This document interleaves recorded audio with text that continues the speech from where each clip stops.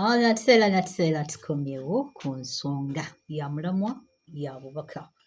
Nze Nalonkawale Namirembe nze mbabuuzaako ate era ne mbatumira bya nsoso. Tubaagalira ddala okukamala olw'okuba nti munyumirwa empeereza zaffe ate mutuwaanawaana. Nalongo binyuma nnyo ng'olina bino ebintu by'okola ng'abantu bakuwaanawaana. Kale ne bwe bataba bangi naye ne wabeerayo abakuwaanawaana. How would you feel about that? I feel very positive. You feel positive. Okay, she does not feel flattered, but she feels positive about it. Ekyo kyakabe. Okay, mwongere okutuwaana, mwongere okubanga ekigalo ekyo mukikooneraku ddala, mwongere okusharinga, mpozi n'okubanga mugira ate ne mubitwala nti bya nsonga. Ekikulu kya byonna kwe kubanga tunyumirwa nga bwe tukola batya? Nga bwe tuyiga. Funa ka glass ka kawayini obeere nga onyumirwa abakyala bano ababiri ate era nga bw'oggyamu omulamwa. Yes. So sometimes people go like, when I can't sleep at night, Nalongo, I do one thing. Mbateekako ne mbawuliriza kati ne nfuna otulo. Kale igwe sigenda kubaako kye nkugattako nnyo naye wekiba nga kikukolera omusiraamu agamba alhamdulillah. Ekikulu kya byonna ffe tugamba nti we are here bweza for service.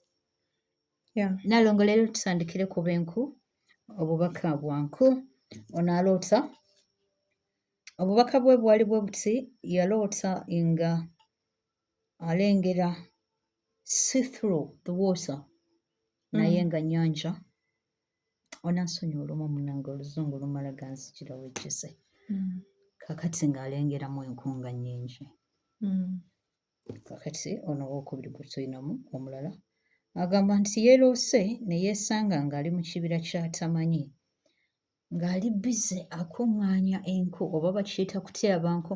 Abakyala ebyo eby'okutyaba enku mwabasinga okubitegeera. Nalongo ajja kuba nga abituvuunulira mu butuufu bwamu kubanga nze buli dakiika I hear ladies saying, banaye tugende mu kibira tutyaba enku, twala tugende. Nalongo tumwina agenda tusomesa ensonga y'okutyaba enku, amakulu g'obubaka. What is it exactly? Ate omulala gwe tulinamu ku nsonga y'enku Nalongo. Aloota alaba ensekese z'enku. Yazirezeta. Okay. Yaabwe bubaka bwe mbadde nnina ku nku bwe baba basobodde okuba nga babuuza ensonga zaabwe ku nku. Kale gwe munaffe aloota enku atamanyi makulu ga nku mu kirooto. Siraki nti oyinza okera ku makya nga tonnaba kubirootako, oyinza okubirootako. Kale kyandibadde kya buvunaanyizibwa ebintu ebisinga ne tuba nga tugenda okubiroota nga tusobola ndowooza okuba nga ekitandikirwako tusobola okuba nga tukyemalira. Nalongo all is with you. Abantu bakulindiridde okuba nga osaba tusobola. All right, mbalamusaako. Manyi bana ekyampisa nnyo ene waffe okuba nga tubuuza ku bantu naddala be tuba tuludde okuwuliziganya yadde okusisinkana ne be tubeera nabo. You never know, twabeerawo ng'alina ekimuteganya naye ng'alinda bulinzi n'amubuuzaako nti owaaye kiki alyoka amuttotolere. Otherwise mbebaza okwekuumira ku mukutu Nalubale the Divine, era bwe ntyo ne mbebaza okwagala ensonga z'obujjajja. So olwaleero tutunuulira enku. Enku, ono yaloose atyaba enku. Ekyo ekyoto twakyogerako ku nsuubira ng'okusinga kiri ku bakyala nga Maama Nabuzaana alina ensonga z'abatunuzaamu, ensonga ezo ez'okutyaba enku. Nalongo lwaki ensonga ozitunuza nnyo ku Maama Nabuzaana? Ez'okutyaba enku? Well, ensonga ezo yasinga ozikwasaganya being nti alimbye okulera abaana ate zikolebwa enku kugenda kufumbira abaana b'emmere. Zino ez'okutyaba enku nga mu kirooto? No, okutyaba enku mu kirooto tekiri ku like physically nti genda okima enku. Ogenda okufumbira abaana bonna? No. You have a hidden meaning? Yeah, there is. Okay, gitubuulira. There is a hidden meaning. Edda bajjajjaffe abakyala bakyaliranga ensiko. Olwo ne bagigamba ki? Mu bifo byonna Nalongo lindako. mu bifo byonna omuntu mw'alina okukyalirira gwe n'ogenda okyalira ensiko. Yes. Okyalira ensiko eno kubanga yeri jjajjaffe Ddungu. So kakati mu nsiko eyo gye baakyaliranga balina ensonga ze baakolangayo. Omanyi ffe okuva edda n'edda n'edda nga tumanyi nti ebintu by'ensi eno byonna bijja at a cost. So n'omwana omuwala oyina ekyo ky'oyita gold war. Gold oyo gw'oyina gw'ogenda okufunamu buli kimu ng'omaze okufuna abamuyiikuula. Bw'obanga omufuna Nalongo. No, tuli mu kusoma. Ogenze n'otugamba baakyaliranga ensiko ne basangayo jjajjaffe Ddungu. Yes. So I'm telling you where we are coming from. Kati n'ogenda n'ofundikira akagamba. Sinaba kufundikira. Okay, n'osonseko ekigamba bwe kiti nti baakolereranga, you know. Ne babayiikuula. Kati omwana omuwala alina gold. Nalongo. Kati gold ono omwana omulenzi musimu wa gold. Kakati musumi wa gold. Yeah. Kati gold ono omwana omuwala gw'ayina kyenjagadde omanye nti tamumanyi munnyo value olw'okubanga yazaalibwa naki? Yazaalibwa naye. Era ettaka nga lirimu gold, ettaka teriraba nnyo value ya gold. Anti sooka owulirize.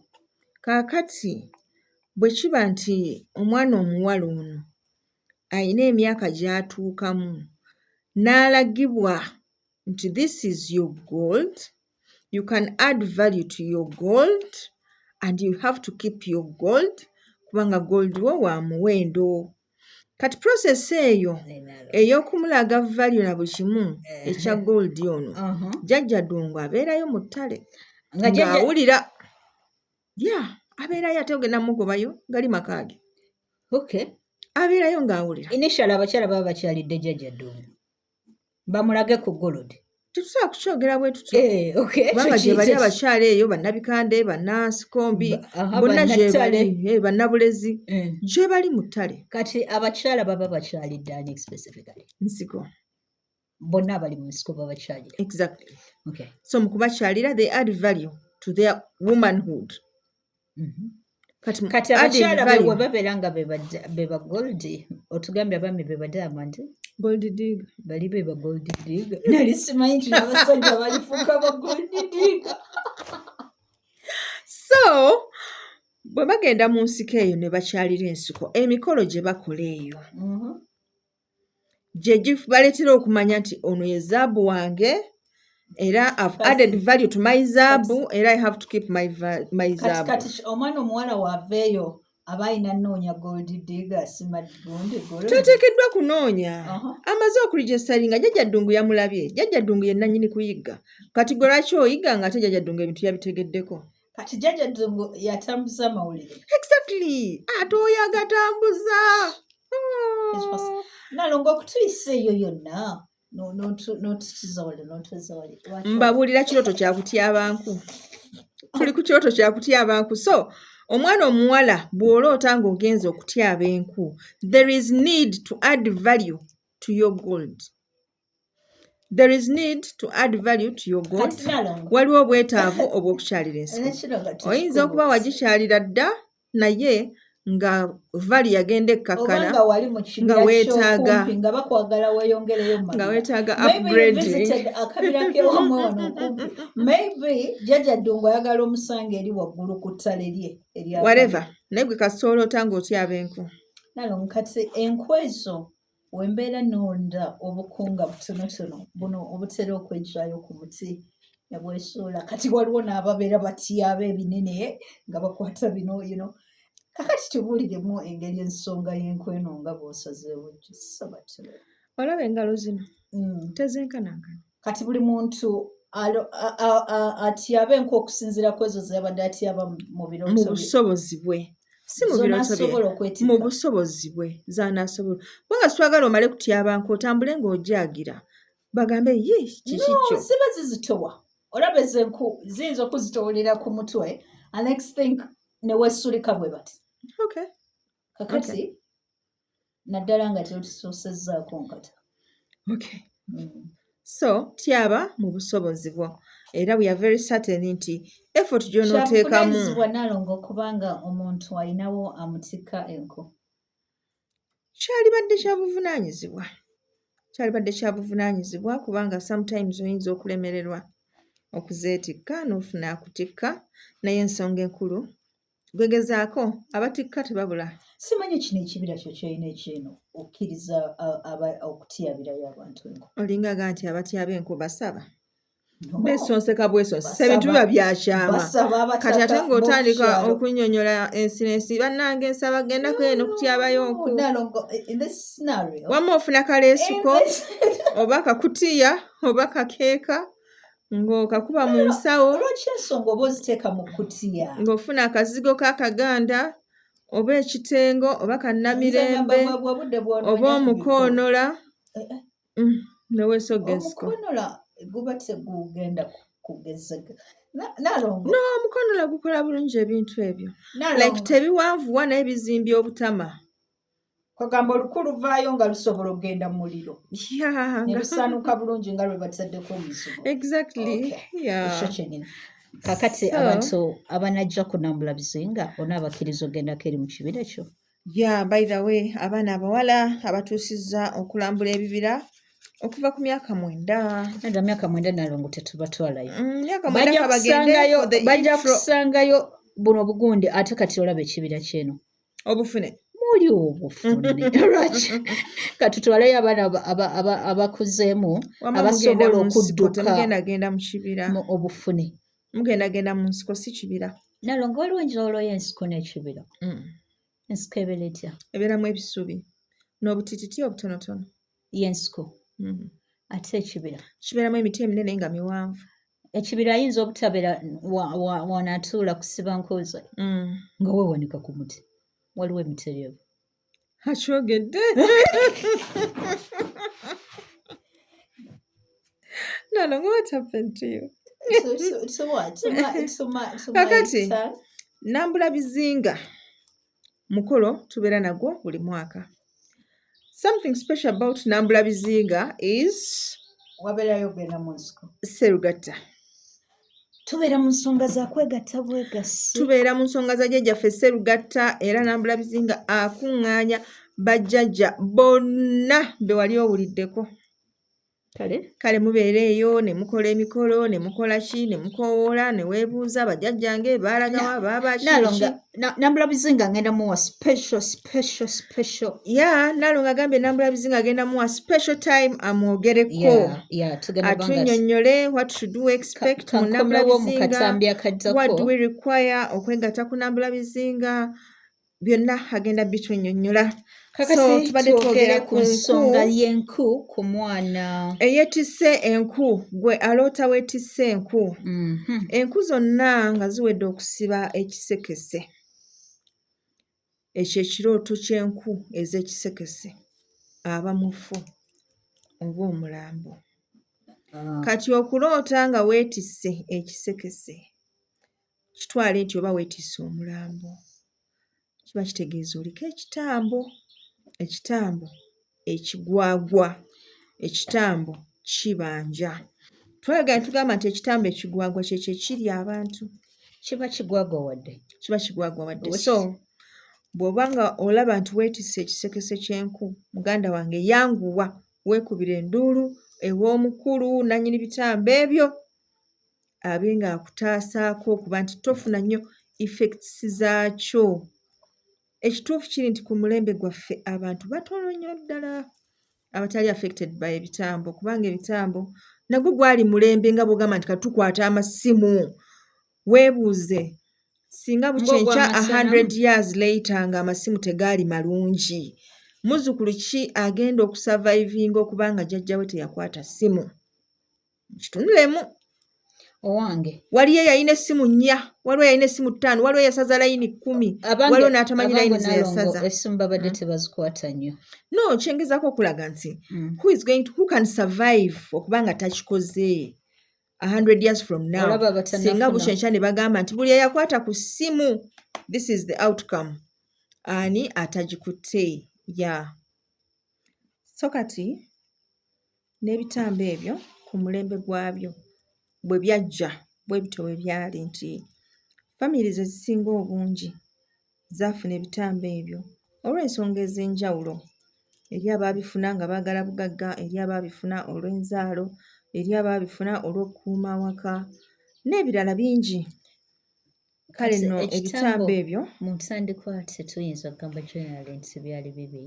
no tebyali bibi naye kati olaba bano abagamba nti bakoze duplicates abantu batandika okugezaako okubiyigiriza okubikola wano ng'olwo beeganya okugenda okubijja gye byayinanga okuva. Kati awo mwe mwajjira embeera ez'okubisobya. Kati mu kubisobya ne biba nga byagwagwa wala. Kale ekitambo nga kyagwagwa wala kyekyo ekirya. Naye bwe kiba tekyagwagwa wala kiba tekirya. Kiyinza okuleetera omuntu okuseeraseeramukko awo naye nga Teeka buli alina tekiridde. ekitambo Nalongo asera. Okusera kisoboka okuba nga kyatteeka naye intensity yakyo edipendinga. Kubanga nze kye tuyita okusera naali kitutte nti omuntu yeeyambudde naddukaddukamu awo emisinde. Nalongo, what is that thing you're saying?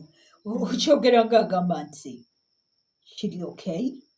Naye kiba tekiryoka abantu babikola. You undress n'oddukaddukamu awo? Hmm. Kati twogera ku bantu nga bazadde. Nga bali mu kisenge kyabwe. Ekyo otegeeza baddukire mu bisenge byabwe ne mu sitting room yo. Alowooza ebyo ebyokusera tebyetaaga nga empewo erina okufuuwako n'oddukira ku ground. Eyo ebeera sikeero ddala. Awo oba okulaakulanye. Anti tukeererera ku kuba nga tukulaakulanye. Nedda ama temubikola ebyo. Naye kino ekirimu ensekese z'enku awo oba ojja kudduka nga teweeyagalidde singa oba tokyanguyidde. So twagamba nti ebitambo bino bikolebwa, ebitambo bino bitereezebwa. Actually ebiseera bino abantu abasinga obungi bawanga bitambo. N'abagamba nti bawanga mayembe bawanga bitambo. Abasinga obungi kati bawanga bitambo. Njawulo nti babiwanga mu mayembe naye nga most of kuwanga kati. Nalongo osobola okuwangirayoko omuntu ku kitambo kye kale nga si kinene ng'ekitambo akatambo. Ekitambo kiba kitambo. Ekitambo I'm imagining nti kiyinza obba nga kinene, you know, kati oli ayagalayo akatambo. My dear, ekitambo kiba kitambo. Singa waliyo akatambo twali kayisa akatambo naye kino kiba kitambo. Ati kiri kiba kinene. Yeah. Ekitambo twagamba ge maanyi agalina obusobozi obutambaala omuntu n'agetting out of control. N'aba ng'akola ekintu ky'ateeyagalidde. Engeri ne Lubaale gyali nti abikola tusobola oyita Lubaale ekitambo. Ekitambo kiri faster. So bwe kiba kidduka emisinde kyo kikola nga kiri faster. Kati olaba Nalongo omuntu ng'aliko ekitambo nga kimubanja nga kirudde nga kimubanja kisobola okutayiminga awo ng'olina gw'oyomba naye ne kikuoverridinga n'okuba omuntu ono oluyi n'azirikirawo asobola n'okufiirawo naye nga kitambo. And most of the times oddengulwa ndio like bannange nfudde musse ng'olinga ga nti si gwa kikoze. So ebintu ebyo bye mukola nga you're out of control kiba kitambo. Kati kyogamba nga n'amaanyi agalinya abantu ne baswetinga ne batuuyana nga bwe bakala ne batuuyana nga bwe bakala. Ekyo nakyo kitambo. Okutuuyana nga bwe bakala tekiverify nga kitambo. Okay. Ekitambo is its speed in doing things. Bwe kiba kikola ebintu byakyo kiba n'obwangu, kiba n'amaanyi agali excessive. Kyoverriding empewo zaffe wano zonna. Ensonga lwaki bagamba nti bwe muba mwagala okusamira musooke mugye ekitambo mu Lubaale, bwe muba musooke mugye ekitambo, musooke mukole ensonga z'ekitambo, musooke mukole ensonga z'omulongo. Like that. Awo bwe wali obuzibu Nalongo ndowooza eyo ensonga tujja kubanga tuzoogerako olulala. Ensonga ya mulongo, ensonga ya mutambo. Balina engeri gye babimikisingamu ne baleka abatamanyi okuba nga bongera okuba nga tebalina kye bategedde. Tulabe ensonga endala ey'enku. Okulaba ensekese z'enku nga nnyingi era zonna ezo nsonga za kitambo. Kwegamba kisooka ne kikulaga nga bugamba nti ki-initiatinga gy'oli, kijja ki-introducinga ensonga yaakyo gy'oli, obeere nga omanya kati bw'onoofuna gw'obuuza ajja kugamba kitambo. So next time bwe kinaakulaga ekiddako ojja kuba tojja kwewuunya nnyo. Naye kasita otandika okulaba zino ensekese ng'omanya nti ekyo kitambo. Ekyo kitambo era ng'otandika tetusobola okunoonya kwimagininga nti bw'okikkakkanya. sayini ya enku ezo twandigamba nti oba kyebikiro oba kubika. Akabonero akalaga nti osanga maaso awo wandifiirwa. Wandifiirwa omuntu ng'omwetisse No tuli kuba n'abaziraba obulabi nga balaba ensekese nga z'enku. balaba ensekese z'enku. Eyo ebeera genocide. Bateekeddwa okuba abantu bangi nga battiddwa in one place. Okay. Ng'asukka mu 3, 4, 5. Ebeera genocide gy'oloose. So tosobola kugamba nti oba okisuubira okuba nga kikutuukako oba omuntu yenna gw'omanyi. Ebyo ebintu ebimu by'ogamba nti bannaye kibi kigwana wala. Why would more people die like that? Mawulire. So bw'oba okitunuulidde bw'otyo, maybe nga it is an accident neebeeramu abantu nga bangi nnyo. Yeah, abantu nga bangi. Which is one thing all of us wouldn't wish for. Naye nga enku zo bwe zityo bwe zitambula, ebisigadde ebirooto bibeera circumstantial. Twagamba nti tutunuulira other elements eziri mu birooto bino okusobola okubinterpretinga basing on a customized level. Yeah, n'obuteerabira nti era kisinziira ku ggwe nga omuntu. Ne bajjajjaabo ne tutunuulira n'ebirala ebibaddewo awo. awo mu Olaba kirooto. ekirooto kya ssente. Gwe oyinza oloota nga bakuwa ssente yo ne bazikuwa. Omulala n'aloota nga bamuwa ssente ne bubeera obwavu ku ssente. Lwaki tetukirabye omulundi omulala Nnaalongo? Kale katukomewo ate tulabe ensonga za ssente zino nga bazikuwa, ozironda, ozisudde zikubuzeeko. Tulabe ziba zitegeeza ki? 200, 500, mutwalo. Tusobole okumanya kiddala kye kiba kitegeeza. Kale tulinde mu katambi akaddako tube nga twogera ku nsonga y'amabanja ssente. Osobola oggyiggiramu omulamwa bw'okuumira ku mukutu ogwa Nalubale the divine akuume atakuumira mpeera weewaawo.